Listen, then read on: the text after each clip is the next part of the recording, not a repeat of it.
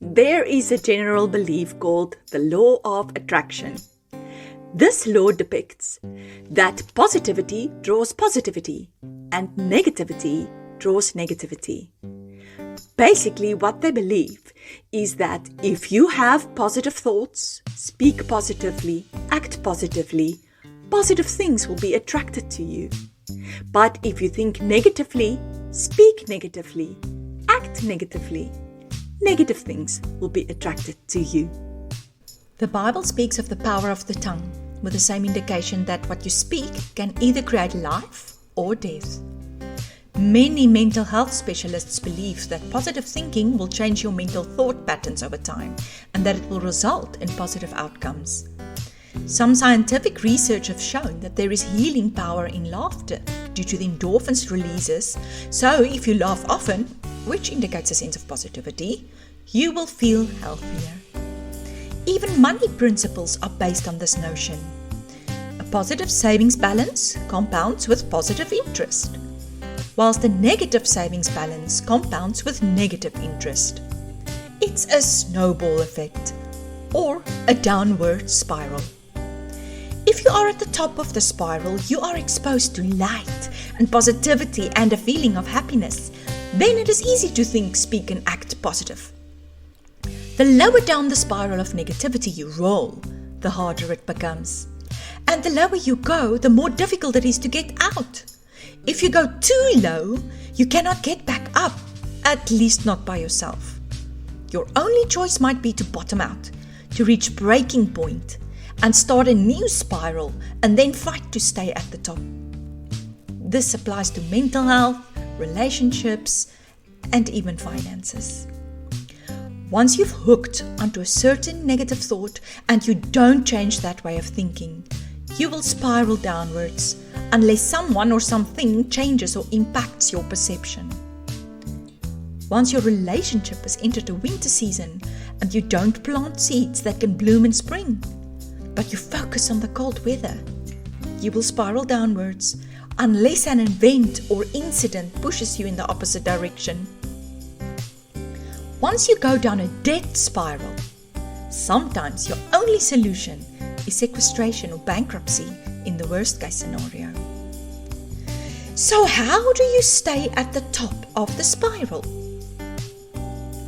Thinking, speaking, and acting positively can become a good habit. But once it is a habit, it also loses meaning. It's like brushing your teeth.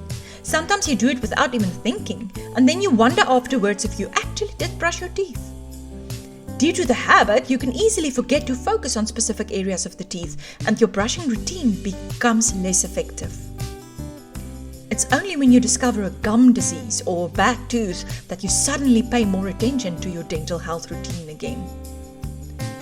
So making positivity a habit is a good start, but every now and then you need a wake-up call, a reminder that it must mean something. It's like saying, "Well, and yourself?" when someone asks you how you are doing. Sometimes when you say that, you should just pause for a moment and mean it. Even if it isn't really going so well, just focus on the positive things in your life.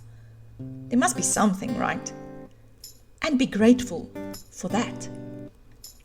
Perhaps that is the trick, being grateful.